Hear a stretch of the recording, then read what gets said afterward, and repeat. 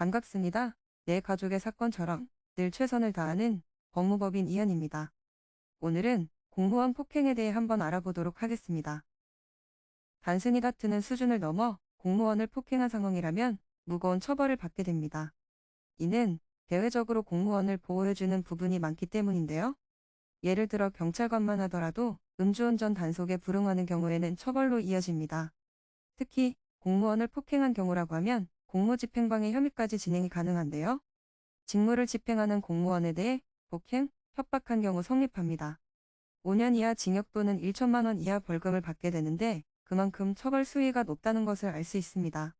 게다가 위험한 물건을 사용하거나 단체, 다중의 위력으로 상대를 했다면 공무원 폭행 혐의에 대해 가중처벌을 받습니다. 상해에 이르기만 하더라도 3년 이상 징역, 사망에 이르게 되면 무기징역까지도 각오해야 하는데요. 벌금형이 없는 만큼 실형을 살 가능성이 높습니다. 하지만 이렇게 보호를 받는 공무원이 오히려 폭행 사건을 일으켰다고 하면 어떨까요? 국가로서는 강력한 처벌을 할 수밖에 없습니다. 물론 공무원이 폭행을 한 상황이라고 하더라도 일반적인 폭행과 다르지 않게 처벌합니다. 군인이나 경찰처럼 특수한 신분이 아닌 일반 공무원은 직장인과 다르지 않다고 봐야 하는데요. 이때는 폭행 사건으로 인해서 처벌받거나 심한 경우 상해로 넘어갈 수 있습니다. 상해죄가 성립하면 자격정지 등에 대한 우려가 크기 때문에 빠르게 대응을 해야 하는데요. 조금이라도 빠르게 선처를 받고 싶다면 피해자와의 합의를 염두에 두어야 합니다. 공무원이라는 점 때문에 합의가 오히려 어려워질 수 있습니다. 상대방으로서는 공무원이라는 사람이 국민을 향해 주먹을 휘두른 것이기 때문에 강력한 처분이 있을 것으로 기대하는데요.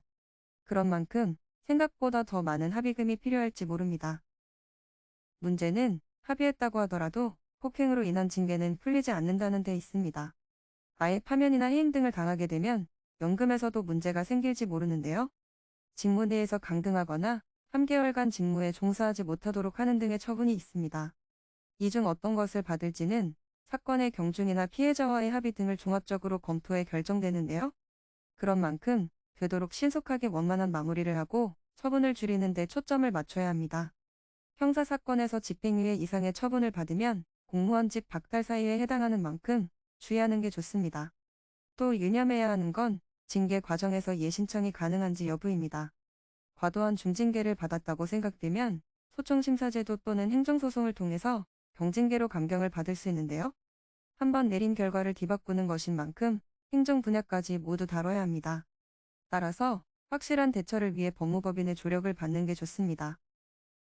지금까지 공무원 폭행에 대해서 알아보았습니다. 공무원 폭행으로 문제가 생기신 분들 저희 법무법인 이현으로 연락 주시기 바랍니다. 간혹 변호사가 아닌 사무장 등과 상담하는 줄로 오해하시는 분들이 계시는데 저희 이현은 사무장이 아닌 변호사와 1대1로 상담이 이루어집니다. 또한 복잡한 절차를 가진 프랜차이즈형 법무법인들과는 달리 법무법인 이현은 이현만의 원패스 시스템으로 효율적이고 빠른 소통이 가능합니다. 저희는 민사, 형사, 가사뿐만 아니라 종중, 단체소송, 학교폭력, 등기, 채권추심 등 모든 법률 분야를 아우르는 종합 로펌입니다. 이현만이 가진 4단계로 이루어진 체계적인 법률 상담 서비스를 통해 사건의 해결 가능성, 해결 키포인트 등을 총망라하여 종합적인 시각으로 안내해드리고 있습니다. 보다 정확한 상담을 위해 전국, 전 지역 상담 접수를 먼저 실시하오니 해당 화면에 보이는 번호로 먼저 연락을 주시면 친절한 안내 도와드리도록 하겠습니다. 감사합니다.